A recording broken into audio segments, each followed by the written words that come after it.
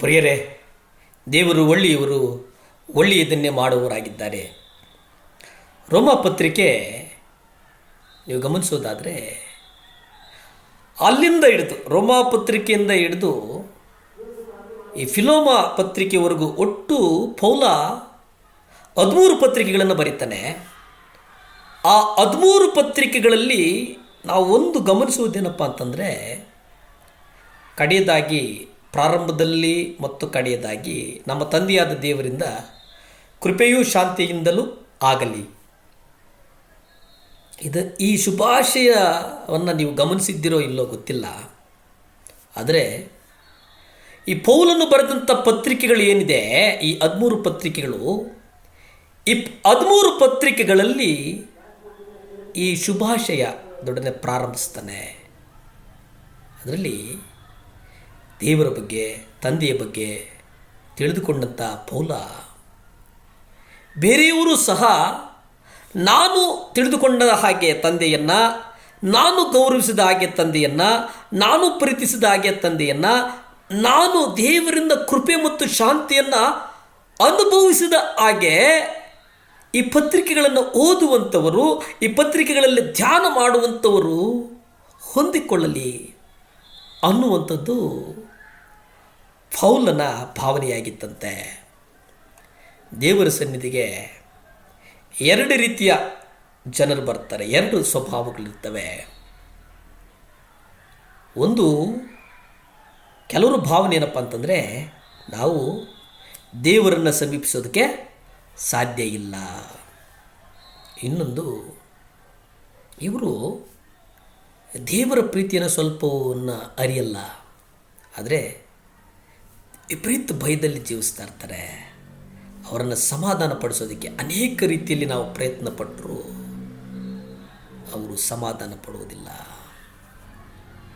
ಇನ್ನೊಂದು ಕಡೆ ದೇವರೊಂದಿಗೆ ಅಪವಿತ್ರ ಸಲ್ಲಿಗೆ ಮತ್ತು ಮನೋಭಾವನೆ ಇಟ್ಟುಕೊಂಡು ಅವರು ದೇವರು ಒಬ್ಬ ದಹಿಸುವಂಥ ಅಗ್ನಿ ಅನ್ನುವ ಭಯನೂ ಇಲ್ಲದೆ ಬದುಕ್ತಾ ಇರ್ತಾರೆ.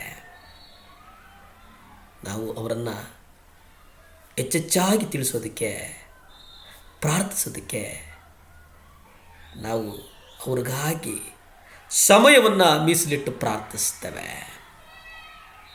ಪರಲೋಕದಲ್ಲಿರುವ ಅನ್ನುವಂಥ ಒಂದು ಪದ ನಮ್ಮನ್ನು ಪ್ರಾರ್ಥನೆಯನ್ನು ಮಾಡುವಾಗ ಪರಲೋಕದ ಸಾರ್ವಭೌಮನಾಗಿರ್ತಕ್ಕಂಥ ಮತ್ತು ಸರ್ವಾಧಿಕಾರ ಸರ್ವಶಕ್ತನಾಗಿ ಆಳುತ್ತಿರುವವನಿಗೆ ಎನ್ನುವುದನ್ನು ನಾವು ನೆನಪಿಸ್ತಾ ಇದ್ದೇವೆ ಅನ್ನುವುದು ಮಾತ್ರ.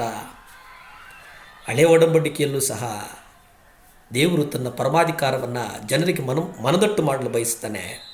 ಅವರು ಹೀಗಂತಾರೆ, ಕೀರ್ತನೆಗಳು 46:10 ನೀವು ನೋಡಿ, ಅಲ್ಲಿ ಶಾಂತವಾಗಿರ್ರಿ, ನಾನು ದೇವರಾಗಿದ್ದೇನೆಂದು ತಿಳಿದುಕೊಳ್ಳ್ರಿ, ಜನಾಂಗಗಳಲ್ಲಿ ಉನ್ನತನಾಗಿರುವೆನೋ, ಭೂಮಿಯಲ್ಲಿ ನಾನು ಹೆಚ್ಚಿಸಲ್ಪಡುವೆನೋ. ಶ್ರೇಷ್ಠತೆ ನೋಡಿ, ನಾವೇ ದೇವರು, ಲೋಕದ ಸಮಸ್ತ ಜನಗಳಿಗೂ ಸರ್ವಾಧಿಪತ್ವ ನಾನೇ ಅನ್ನುವಂಥದ್ದನ್ನು ತಿಳಿದುಕೊಳ್ಳುವುದಿದೆಯಲ್ಲ, ಅದು ಬಹುಶಃ ನಾವು ದೇವರ ಸಭೆಗಳಲ್ಲಿ ಗುರುತಿಸಬೇಕಾದಂಥ ಬಹುದೊಡ್ಡ ನಿಜ. ರಾಷ್ಟ್ರಗಳ ಮೇಲೆ ಅಧಿಕಾರ, ದೇವರ ಸಾರ್ವಭೌಮತ್ವ ಇದೆ ಅನ್ನುವಂಥದ್ದು ಸತ್ಯ ಮತ್ತು ಸಾರ್ವಜನಿಕತೆಯನ್ನು ನಾವು ಅರಿಯಬೇಕಾಗಿದೆ. ಪ್ರಿಯರೇ, ಅನೇಕ ವರ್ಷಗಳಲ್ಲಿ ದೇವರು ನಡೆಸ್ತಾ ಇದ್ದಾರೆ. ಅದಕ್ಕೆ ನಾವು ಹೇಳ್ತೇವೆ, ಎಲ್ಲದಕ್ಕಿಂತಲೂ ಮೊದಲು ಮನುಷ್ಯರೆಲ್ಲರಿಗೋಸ್ಕರವೂ ಅರಸುಗಳಿಗಾಗಿಯೂ ಎಲ್ಲ ಅಧಿಕಾರಿಗಳಿಗಾಗಿಯೂ ವಿಜ್ಞಾಪನೆಗಳನ್ನು, ಪ್ರಾರ್ಥನೆಗಳನ್ನು, ಮನವಿಗಳನ್ನು, ಕೃತಜ್ಞತಾಸ್ತುತಿಗಳನ್ನು ಮಾಡಬೇಕೆಂದು ಎಚ್ಚರಿಸುತ್ತೇನೆ. 1 ತಿಮೋತಿ 2:1-2. ಅದಕ್ಕಾಗಿ ನಾವು ಸರ್ಕಾರಕ್ಕೋಸ್ಕರ ಪ್ರಾರ್ಥಿಸಿಕೊಳ್ಳೋಣ, ಅಧಿಕಾರಿಗಳಿಗೋಸ್ಕರ ಪ್ರಾರ್ಥನೆ ಮಾಡೋಣ. ಭೂಮಿ ಆಕಾಶಗಳನ್ನು ಉಂಟು ಮಾಡಿದಂಥ ಸರ್ವಶಕ್ತನಾದಂಥ ದೇವರ ಸ್ತೋತ್ರಪ್ಪ. ದೇವ, ಸಹಾಯ ಮಾಡು ಸ್ವಾಮಿ, ನೀವು ಹೇಳಿದಾಗೆ ಸ್ವಾಮಿ.